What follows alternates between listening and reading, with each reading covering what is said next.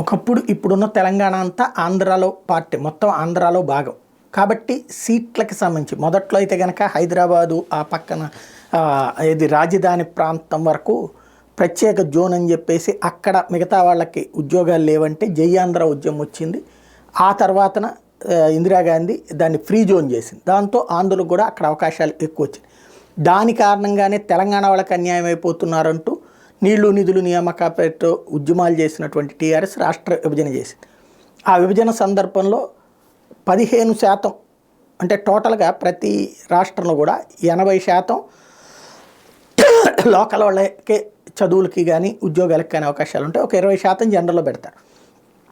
ఆ 20లో ఆంధ్రాకి 15% అనేటువంటి నిబంధన ఉండేది. అందువల్ల ఎంబీబీఎస్లైనా, బీటెక్లైనా, ఎంటెక్లైనా, పీజీలైనా వీటన్నిటిలో కూడా 15% అవకాశాలు ఆంధ్రులకు ఉండే.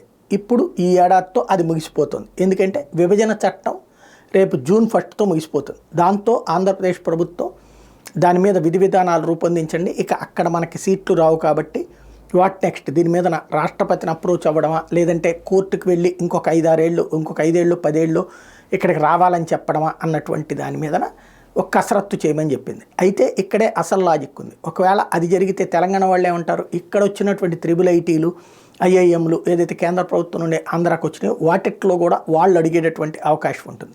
ఇప్పుడు వాళ్ళు జనరల్ 20%లో వాళ్ళు కూడా ఒక పార్ట్, అలా కాకుండా మాకు 15% కావాలంటే అది కేంద్ర సంస్థలు.